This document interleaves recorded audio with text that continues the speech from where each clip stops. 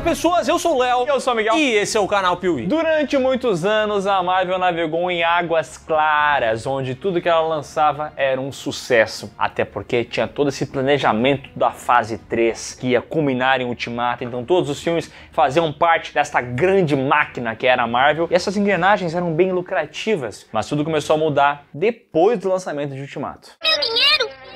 Eu perdi meu dinheirinho! Exatamente, foi quando a saga do infinito chegou ao fim que a Marvel começou a perceber que não era mais qualquer filme que levava multidões para os cinemas. E hoje a gente vai ver aqui no canal Piuí dois exemplos disso. Dois filmes que trouxeram personagens desconhecidos, que deveriam ter feito a maior grana, mas que não deram tão certo assim. Então apague as luzes do seu quarto porque está começando mais uma parte da saga MCU aqui no Piuí. E eterna mesmo é a nossa espera por um like de você que assiste a um vídeo do canal Piuí, sabe? E percebe que tem uma dificuldade envolvida aqui, tá ligado? Pequena dificuldade, mas tem. Deixa um like pra compensar. Mesmo se você estiver na TV, tá? Você pode dar um like na TV. Recebemos um dado que 95% das pessoas que assistem o canal Piuí não deixam like. E 62% não são inscritos. Tá aí o dado.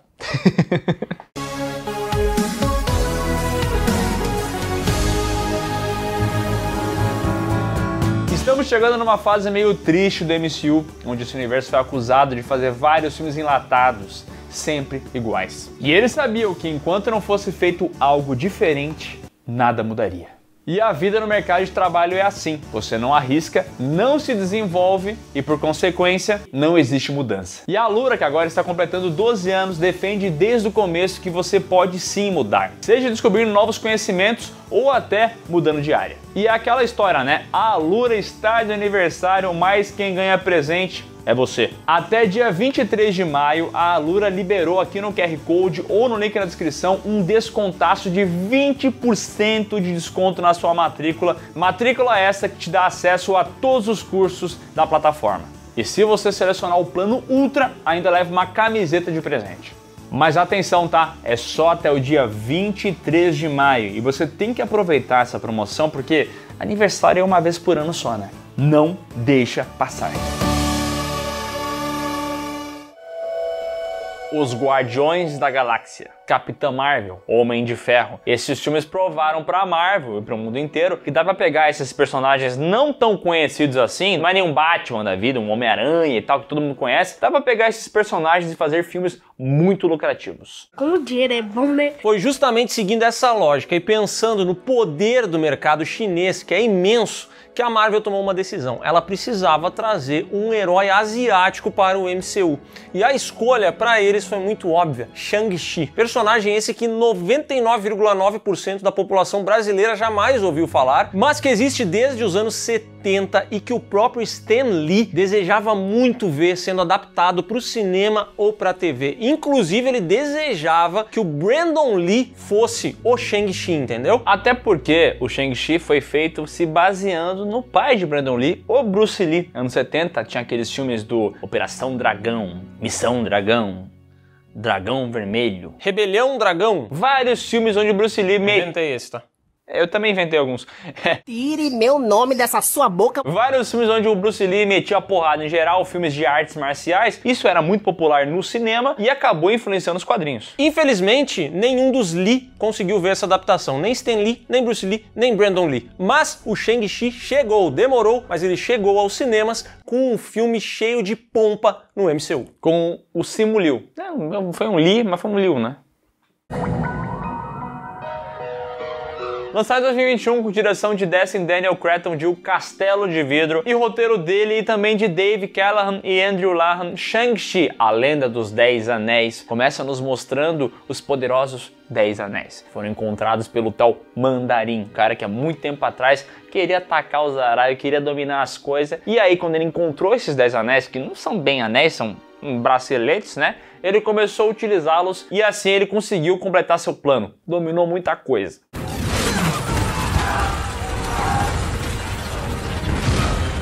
Mas esse cidadão que ficou conhecido como Mandarim, que se chama Wen-Hu, ele queria mais poder. O que ele já tinha ali não era o suficiente, pois ele era praticamente imortal com esses 10 anéis. Por isso ele decidiu dominar um vilarejo chamado Ta Lo, um lugar místico onde os habitantes dominam alguns tipos de magias relacionadas à natureza.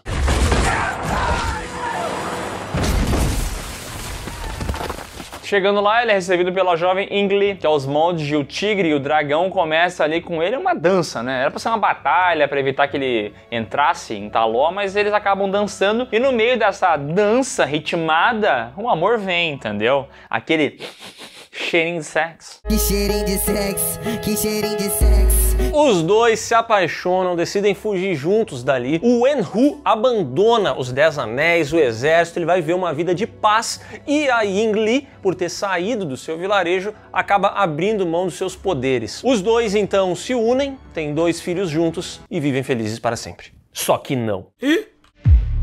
Um desses filhos é o Shang-Chi, ou Shang-Chi, que atualmente é manobrista de um hotel, trabalha junto com a sua amiga Cat, e ele está lá de boa, tranquilamente, manobrando várias BMWs, que a BMW deve ter pagado uma nota para aparecer nesse filme aqui, quando depois de um trampo eles pegam um busão, e no busão eles são atacados por homens misteriosos, e um deles tem uma lâmina no lugar do braço. Esses homens estão atrás de um pingente que está no peito do Shang-Chi. Ele ganhou num pacote de salgadinho, né? Que foi dado a ele pela sua mãe. E ali neste ônibus se inicia uma grande brigação, uma lutaria, e o Shang-Chi acaba revelando que ele é um mestre de artes marciais. A amiga dele não fazia ideia disso, mas ali ele dá uma surra em geral, porém acaba perdendo o seu pingente que é roubado.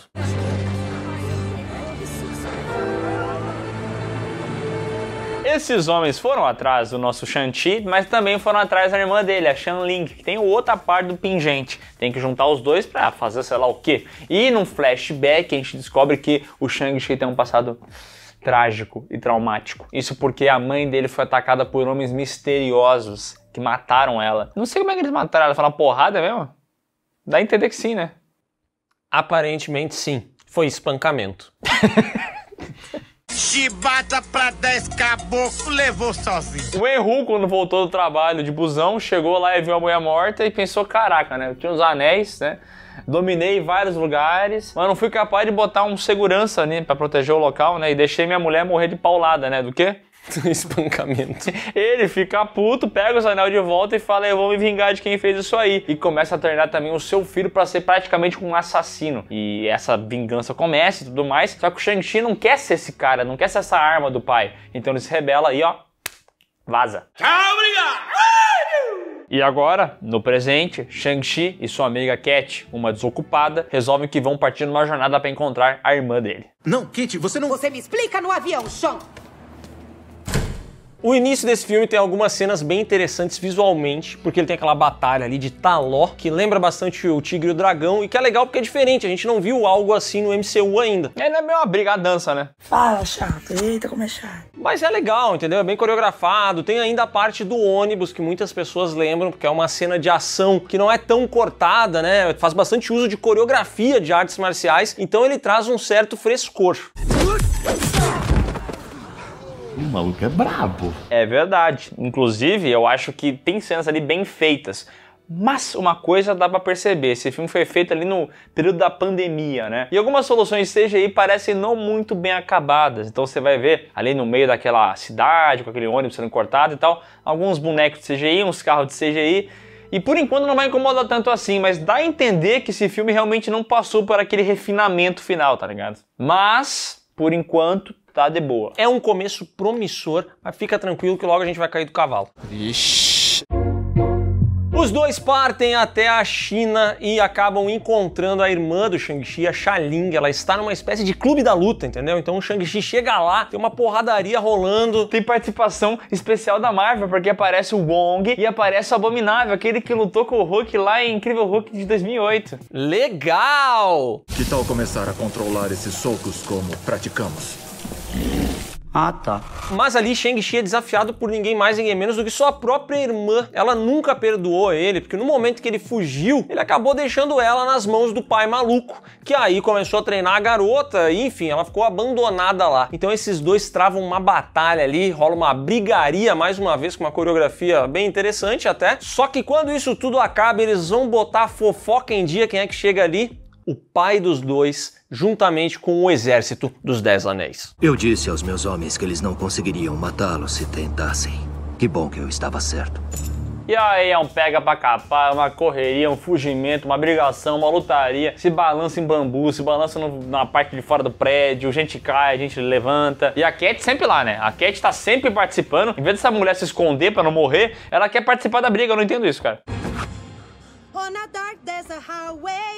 O que você tá fazendo aqui, moço? Pra sorte dela, o Wen-Hu não estava interessado em matar todo mundo ali, ele só quer mesmo os pingentes, então ele pega o pingente da filha dele, leva esses dois pro QG dos 10 Anéis e lá ele comenta, ó, preciso desses 2 pingentes pra abrir o caminho, pra me mostrar o caminho pra eu chegar a Taló. Isso porque ele tem ouvido gritos de sua falecida esposa vindo de lá, então ele acredita que ela esteja presa, ele quer ir resgatar elas e ele faz esse Waze mágico com os 2 pingentes. Para passar, deve-se saber a rota e a hora que ela abre.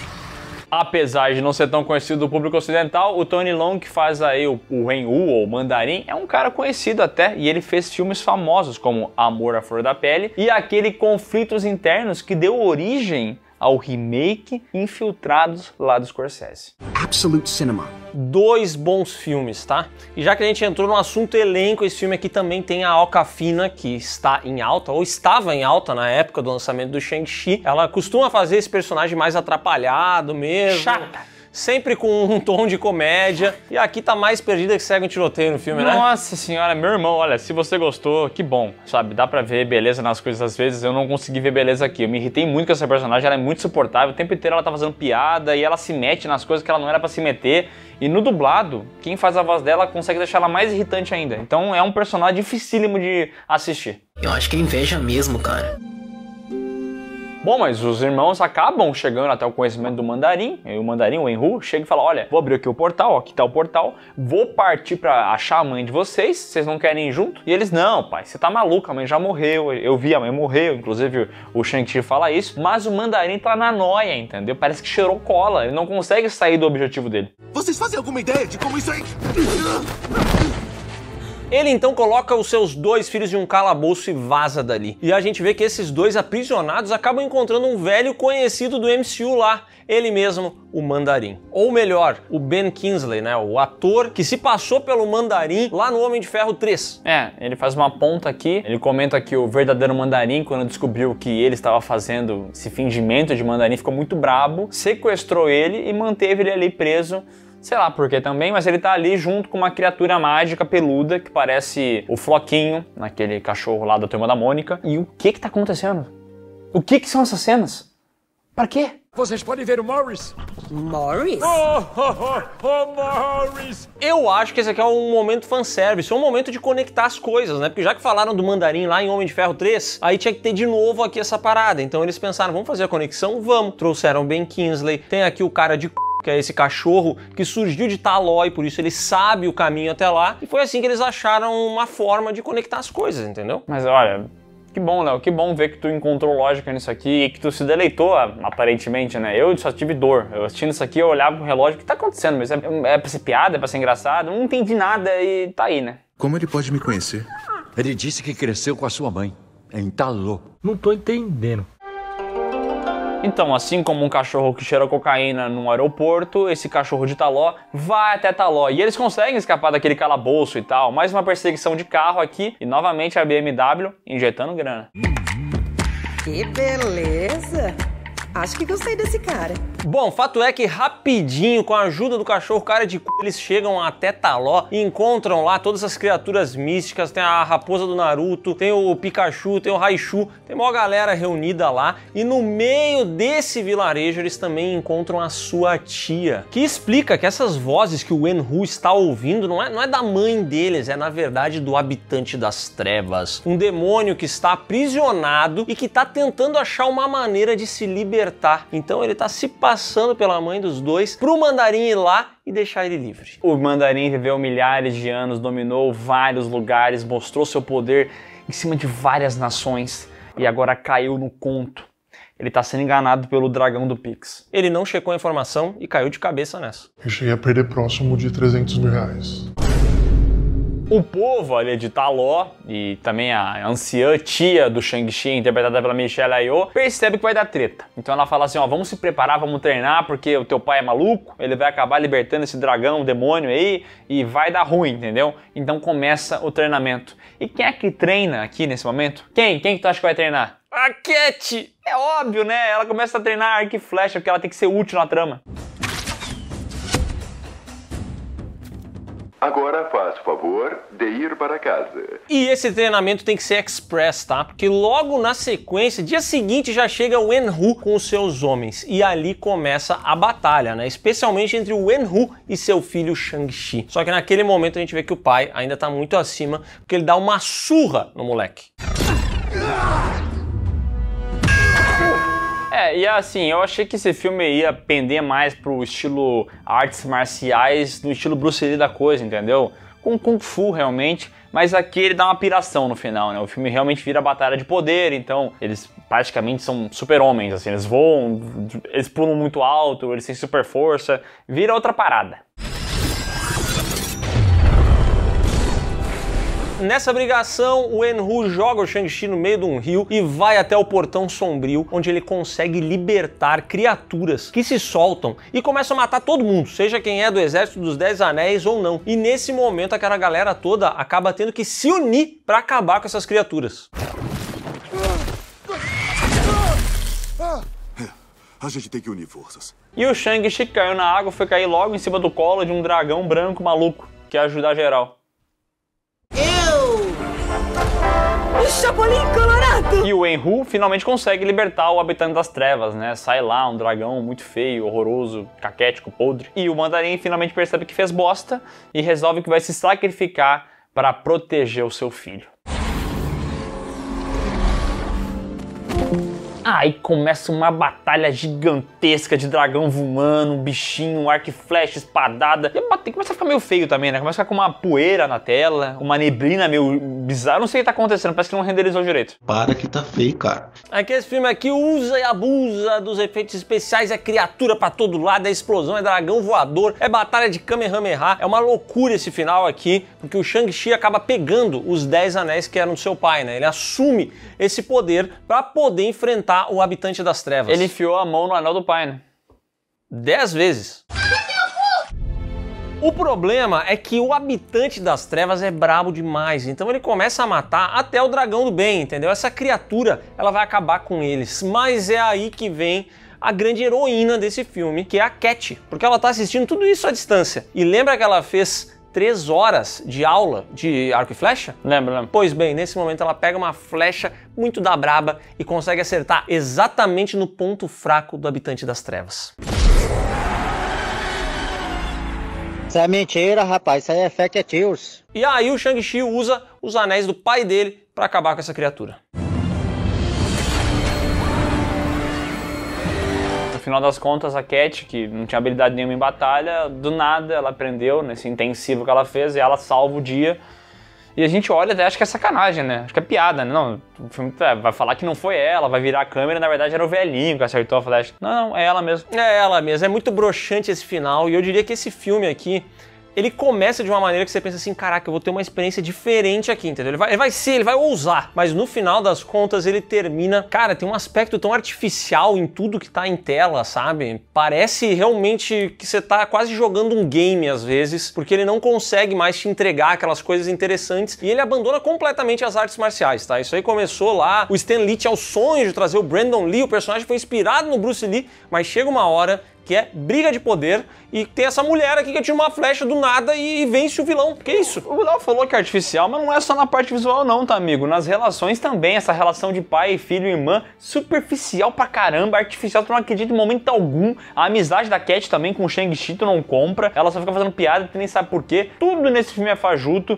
tudo nesse filme é bizarro, ele só tem a beleza inicial de algumas cenas que realmente enganam. A parte do Tigre e o Dragão te engana, parece que vai ser legal. Mas depois, cara, é um monte de coisa genérica, você já viu 1 milhão de vezes. Esse filme aqui muitas vezes parece que não tem alma, cara, é bizarro. Fica acontecendo não. E após a batalha, Shang-Chi e Cat voltam até os Estados Unidos, começam a falar pros amigos, olha, a gente fez isso aqui e tal, foi irado. A Cat fala, eu derrotei um dragão com uma flecha. Foi demais, só que, obviamente, ninguém acredita neles. Só que, no meio dessa reunião, nesse barzinho que eles se encontraram com seus amigos, um portal é aberto. Ong aparece lá, leva eles até um local onde eles têm uma reunião via meeting para conversar com Bruce Banner, Capitã Marvel, pra papear. Pega o meu número com o Bruce. Foi um prazer conhecer.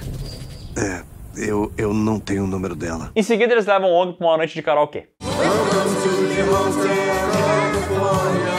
E na cena pós-créditos a gente vê que Xialing agora assumiu o papel do seu pai e controla o exército dos 10 Anéis. E eu tô bem curioso como é que vai ser usado isso aí nos próximos filmes da Marvel, né? É porque deve ser bem importante, né? Já que eles reservaram a cena inteira pra isso. Shang-Chi e a Lenda dos 10 Anéis custou 200 milhões e arrecadou 432. Vale lembrar que ele foi lançado naquela época meio conturbada, né? De reabertura dos cinemas, mas estava fraco ainda, então os números com certeza foram influenciados por isso, né? E esse filme aqui foi bem recebido pela crítica, teve avaliações positivas, com bastante elogio às coreografias de ação e algumas dessas cenas de luta, sabe? Só que pra mim, sinceramente, esse filme é tão divertido quanto cair de bicicleta. Eita, nós! Eu sei que esse filme não é tão ruim quanto eu acho ele, de verdade, mas eu reassistindo, eu odiei esse filme. Nossa, eu achei muito chato, que ódio. Ódio. Cada vez que essa Cat abria a boca, eu tinha vontade de enfiar essa xícara na garganta. E aí o Shang-Chi também não tem carisma nenhum. Cara, e essa relação familiar. Aí o mandarim antigo, o ator, aparece pra fazer piada e nenhuma é boa. Pô, vai tomar no cu, cara. Eu fiquei irritado. É isso, rapaz. Você calma, rapaz. Esse filme aqui, pra mim, ele entra na seara aquela dos genéricos, entendeu? Só que ele tenta disfarçar isso com uma roupagem um pouco diferente. Então ele tem uma coreografia que é diferente, ele tem elementos visuais que são muito diferentes, mas no fim das contas, é mais do mesmo, e pra mim esse filme não tem nenhum personagem bom, então isso me incomoda um pouco. É muito forte essa aspa. A gente acabou de falar que Shang-Chi passa na média, que ele é um filme igual a todos os outros com uma roupagem um pouco diferente. E a Marvel, os estúdios Marvel sabiam disso, que as pessoas estavam começando a se incomodar com a repetição das coisas. Foi então que eles decidiram fazer um filme diferente. Todo mundo queria uma experiência nova, uma coisa muito ousada, muito fora da caixa, e eles falaram então, tome, chamaram ninguém menos do que a Chloe Zhao, que havia recém ganhado o Oscar de melhor direção, ainda de melhor filme pelo seu trabalho em Nomadland, e colocaram ela para comandar Eternos, um filme que prometia ser diferente de tudo que a Marvel já havia feito e principalmente que chegou com a pompa de ser o melhor filme pós-Ultimato. E todo filme da Marvel que lança vem com esse subtítulo, né? Percebeu? Depois de Ultimato, a gente já teve vários filmes que são o melhor filme da Marvel pós-Ultimato. Esse aqui talvez tenha sido o que veio mais forte, mais retumbante.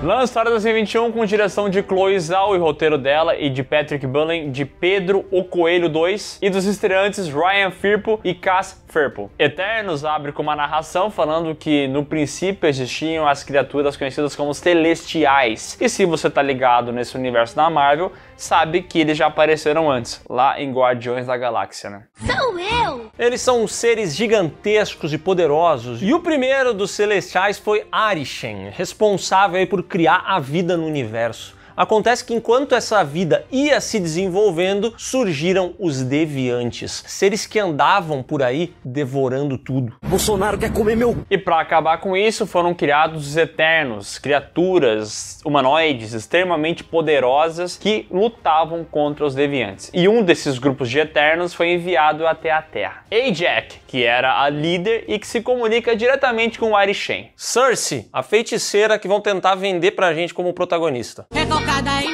Icaris, o Superman da Shopee. Cria vergonha na sua cara e vai se procurar trabalhar. Thina, ou Tina, a guerreira com arma de LED, mais conhecida como Angelina Jolie. Nossa, brother, que gata! Kingo, o indiano que dá tirinho com a unha.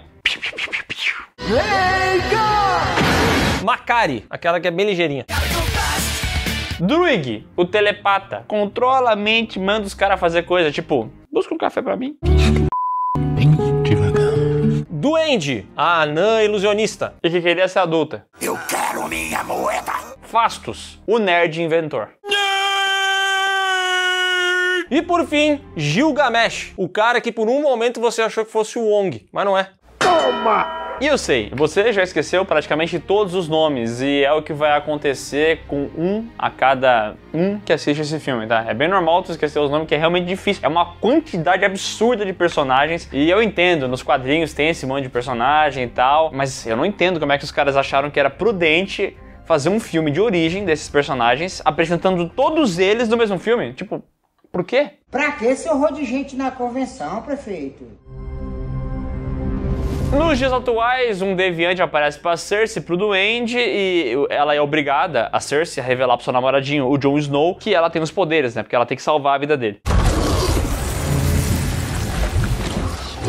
Uma batalha se inicia ali, uma batalha totalmente inesperada, porque os deviantes já foram controlados, entendeu? Tá tudo em paz. Só que eles precisam lutar e quem aparece pra ajudá-los ali é justamente Ikaris, o Superman da Shopee, que a gente percebe que teve uma relação com a Cersei durante milhares de anos, eles estiveram juntos. E é ele quem surge ali pra salvar o dia junto com as duas. E é curioso ver os dois juntos, né, que já foram irmãos emprestados lá em Game of Thrones, né? A gente se conhece? Eu entendi a referência. E quando o Jon Snow descobre que eles estão na Terra há tanto tempo assim, ele pergunta, pô, se vocês estão há tanto tempo, têm poderes, por que vocês não ajudaram contra o Thanos? E aí eles dão uma desculpinha falando, olha, a gente não pode se meter, tem coisa que tem que deixar os seres humanos fazer sozinho e tal, a gente tá aqui só pra olhar e matar deviante. Nosso rolê é matar deviante, entendeu? Qualquer outra coisa, tamo fora. O que não é da minha jurisdição, não é problema meu. Cada cachorro que lamba sua caceta, porra. Os Três Eternos, vendo que os deviantes estão de volta, pensam assim, rapaz, a gente precisa comunicar a Jaque, não a Jaqueline, a Jaque, a líder deles. A Jaque Motors? Isso, que tinha contato com Arishem, ela que é interpretada pela Salma Hayek. E aí eles vão até ela, só que quando chegam lá, a mulher está morta. Cersei então se aproxima do corpo dela e ela tinha ali um fone de ouvido Bluetooth, tá? Que ficava preso aqui, um microfone, uma parada assim, que acaba passando pra Cersei. E agora quem tem o poder de se comunicar com Arishem é justamente ela, nossa feiticeira. Bluetooth deve ser ready to pair. The Bluetooth device has with it has successfully connected. The Bluetooth device is connected successfully. Bom, ela conecta ali o tum-tum, já começa a falar com o Arishem, que diz o seguinte: falta pouco. Falta pouco agora. Cersei. E logo de cara a gente percebe que esse filme aqui é diferenciado. Criticou a Marvel por ser sempre igual? Tapa na sua cara, aqui é tudo diferente, entendeu? Ele mistura a origem com cenas do futuro, com cenas do passado, ele tá toda hora apresentando, desapresentando, ele tem uma montagem toda doida e tal. Você até fica confuso às vezes, mas é diferente. Olha... Isso porque ele vai passando passado, presente, vai mostrando várias fases da vida desses Eternos que a gente ainda não trouxe aqui no vídeo. Então ele tem essa montagem diferente e principalmente visualmente ele chama muita atenção, porque é um filme realmente muito bonito. Tem vários momentos aqui bem contemplativos, né, que vão mostrar aí as galáxias, os celestiais. Dá pra ver que tem a mão da Chloe Zhao no filme e isso interfere diretamente também no ritmo dele, né, já que ele é um filme muito mais lento do que a média do MCU e que certamente deixou muita gente incomodada e principalmente sonolenta. Sai, desgraça! Eu quero dormir, porra! Esse filme aí eu tentei assistir na época que lançou lá no Disney Plus, porque eu não fui até os cinemas e tal, e eu lembro que eu assisti ali na parte da noite, e foi uma batalha que durou uns 3, 4 dias até que eu finalmente o terminasse, porque ele é um filme muito longo também, né, tem quase 3 horas de duração, e essas imagens contemplativas, elas têm duas funções, né, 3 na verdade. A primeira é fazer você contemplar e entender a trama e falar sobre o início da humanidade, o que as coisas significam. A segunda é te deixar com um soninho, né, que pode acontecer, porque são músicas e imagens bonitas. E por último, vender televisão na Fast Shop, né? Porque esse filme na Fast Shop deve vender televisão pra c****. E como a montagem do filme é muito confusa, a gente estava no presente, foi pro passado de novo. Há milhares de anos atrás, a gente viu que a Tina teve um problema, ela teve um piripaque do Chaves. Do nada, bugou o Nintendo e ela começou a querer atacar todo mundo, não sabia o que estava fazendo, e aí tiveram que dar um chega pra lá nela e descobriram o seguinte, olha, vamos ter que dar cabo da mulher porque ela tá com problemas. Tem que matar uma porra dessa. Só que o Gilgamesh falou, não, eu gosto muito dela, eu protejo ela, eu cuido dela. E a mão da porra! A essa altura já não tinham mais deviantes na Terra, então os Eternos acabaram se separando, e é por isso que no presente eles ficaram distantes, entendeu? E é por isso que no presente a Cersei tá nesse team up, né, esse juntar o elenco novamente pra entender que tem algo errado acontecendo. Afinal, teve uma das grandes do clube que faleceu. E o primeiro membro que Cersei, Carys e Duende vão atrás é o Kingo, um cidadão que está lá fazendo sucesso no cinema de Bollywood. Esse é um Eterno que abraçou a fama, entendeu? Então a gente tem aqui... Ele inclusive é dono daquela música Tunak Tunak Tunak Tunak Tunak Tunak Tungarana. Eles também vão até a Austrália pra se juntar com Tina e Gilgamesh, e lá ele tá fazendo torta, né? Mas quando falam pra ele que a Jaqen morreu, ele inclusive deixa cair a torta no chão.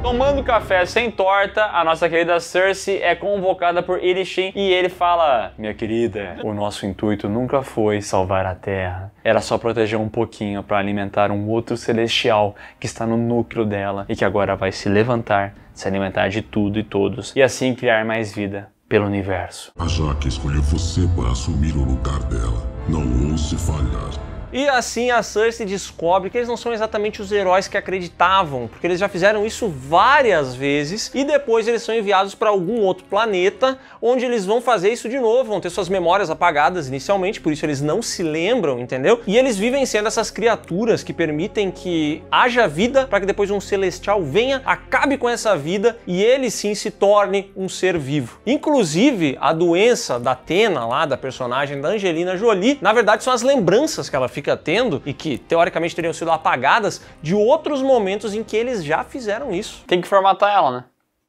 É verdade. Instalar um Windows. Deixaram ali uns arquivos, né? Os famosos registros. Os famosos cookies, né? Sabe quando você entra no site e fala assim, aceita os cookies? Aí você aceita os cookies, fica tudo lá guardadinho. Como desinstalar o maldito Baidu do computador? Os Eternos partem em busca do Druig, ele está na Amazônia, lá onde ele controla vários habitantes, tem um lugar onde ele é praticamente Deus, isso é bem esquisito na verdade, e os Deviantes aparecem lá e começam a atacar geral.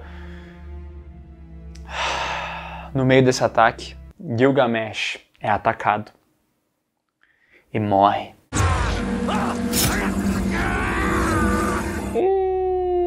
Um dos deviantes acaba se alimentando da essência dele, da alma dele, daquilo que faz ele ser ele, e assim fica mais inteligente. E eu vou pedir muito pro Léo tirar o cordão dele pra parar de esfregar no microfone. Tava tão controlado, tava tudo tão bem, né, cara? Que pode, cara, esses deviantes são o diabo, meu. Que seres, cara, eles entram na nossa mente, cara. Miserável! Mas é ali que Cersei começa a usar os seus poderes de uma maneira diferente. Até então, ela só utilizava isso em... Ela, sabe os Super Gêmeos, que transformam as coisas em água, em gelo? Ela era tipo assim, ela transformava de uma pedra em água, aí madeira em ferro. E aqui ela consegue utilizar um ser vivo. É, e faz um ser vivo de árvore. E as árvores são venenosas. Bom, saindo dali ainda tem mais gente pra botar nesse time desgraçado. Que time bem grande, cara, um time de futebol inteiro. Eles saem dali e vão atrás do tal do Phastos, que é um nerd inventor. Eles encontram esse malandro, aí eles se unem à equipe e na sequência eles entram na nave original dos Eternos, lá onde eles encontram a Rapidinha, que nunca tinha saído de lá, ela tava morando lá esse tempo todo. Ela ficava lendo o livro bem rapidinho. E nesse meu tempo, em outro flashback, a gente descobre que o Ikari sabia o tempo todo sobre esse lance do Celestial que ia acordar na Terra e que tudo ia ser destruído e que ele estava incentivando esse acontecimento. Foi ele que matou a Jaqen.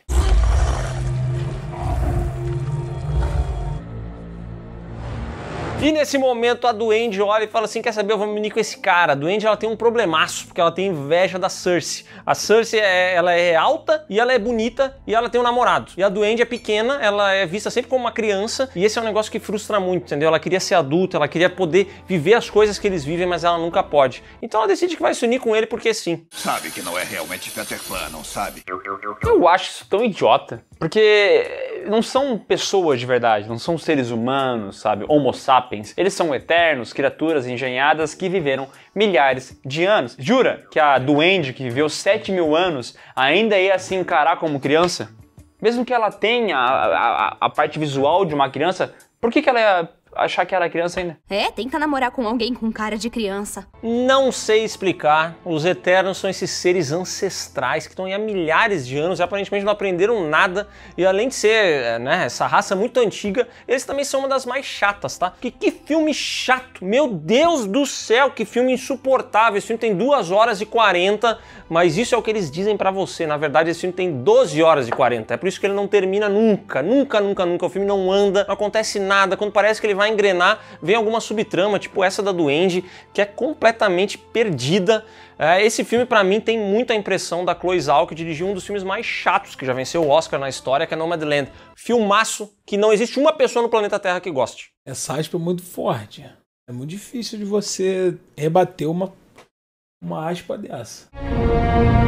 O Phastos usa o Bluetooth Device Head to Pé da nossa querida Cersei pra fazer uma engenhoca lá, já que ele é o nerd engenhoco, né? Ele que faz as coisas, ele cria coisas. Ele quer usar isso aí pra fazer braceletes que vão conectar todos os Eternos em um só objetivo, que é juntar poderes para fazer o Celestial dormir. Sabe aquele Celestial que tá na Terra? Ele vai tirar a soneca e daí ele não vai destruir tudo. Eu não entendi nada. O problema é que enquanto eles estão tentando parar o Celestial, o Ikaris e a Duende estão tentando fazer com que ele nasça. O nosso Superman da Shopee tá lá na praia, atacando a Athena, atacando uma galera, entendeu? E no meio disso tudo surge o Deviante Inteligente, que começa a batalhar com eles a troco de nem eu sei o quê. Tu tá aqui de novo, menor! Ele tá brabo, né? Que ele falou. Ele quer uma baguncinha. Ele fala, eu já fui subjugado há muito tempo, tô puta da cara, quer quebrar tudo. Ele começa a brigar lá com a Athena, mas a Athena acaba matando ele. E aí dane esses personagens. Sabe quem faz esse cara? Quem? Bill Skarsgård. Que papel de merda, hein? Graninha fácil. Bom, mas fato é que o Celestial, né, começa a levantar, tá ligado? Domingo de manhã, meio tépido, meio tonto, ele começa a levantar a mãozinha e ele vai vir, e ele vai destruir a Terra. E o Ikaris está do lado dele. Só que aí a gente vê como muitas vezes a inteligência é mais poderosa que um superpoder, já que o Phastos criou ali um sistema de cordinhas com braceletes. Uma rede de pesca. Uma rede de pesca que faz com que o Ikaris fique preso no chão. E aí a Cersei vai em direção ao Celestial, ela precisa fazer ele dormir, entendeu? E se tem uma coisa que esse filme aqui é bom, é em fazer dormir. Melatonina. Prova disso é que o Celestial, ele tá, tentando acordar, só que, cara, tá rodando esse filme, é difícil de acordar com isso aqui passando, entendeu? E aí ela vai lá, pega ele ainda tentando se erguer e começa a usar os poderes dela, junto com os poderes dos outros Eternos, pra transformar ele em pedra. E tá lá, né, juntando todo mundo, fazendo poderzinho e tal, só que o Ikaris se solta e ele vai dar uma muqueta na cara da Cersei, só que ele lembra dela, ele lembra dos Eternos, ele lembra da família dele, ele lembra de quem ele ama e tal, e ele desiste. E ele mesmo dá parte do seu poder para ajudar a fazer o bem dormido no Celestial. E assim a Cersei consegue congelá-lo.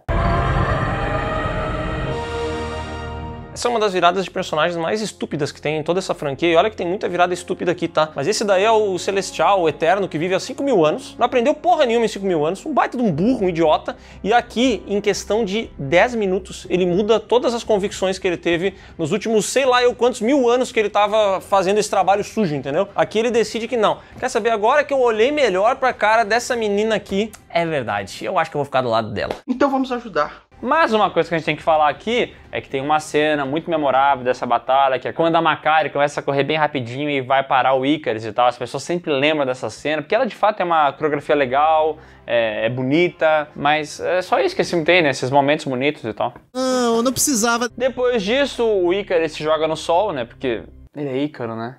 Voou perto demais do sol. Nossa, que coisa idiota. E aí as suas asas derreteram, né? E aí ele caiu. Fato é que o pessoal fica feliz, completa a missão, a Duende vira humana, agora ela vai poder envelhecer. E aí o resto do pessoal, olha só, felicidade, Cersei volta pro Jon Snow, vai ficar com ele, vai dar beijo na boca. Só que daí do nada o mundo começa a fechar o tempo. E aí tem que sair correr pra tirar as roupas do varal. Ei, minhas roupas do varal. No fim, Arishem acaba capturando os Eternos e levando eles pra p... sei lá. Isso porque eles serão julgados, já que eles desobedeceram seu patrão. Porém, numa cena pós-crédito, chega ele, Harry Styles, cantando Watermelon Sugar pra salvar eles em um próximo filme que, honestamente, eu acho que nunca vai acontecer. Tem seu ajudante troll também, né? Ah, ele tem um ajudante também. Mas que prazer em conhecer vocês. E outra cena revela que o Jon Snow é descendente do Cavaleiro Negro, um personagem dos quadrinhos, e ele ganha uma espada agora. E isso não vai gerar nada, mas era pra gerar alguma coisa. Nada. Está mesmo pronto para isso, Sr. Richman?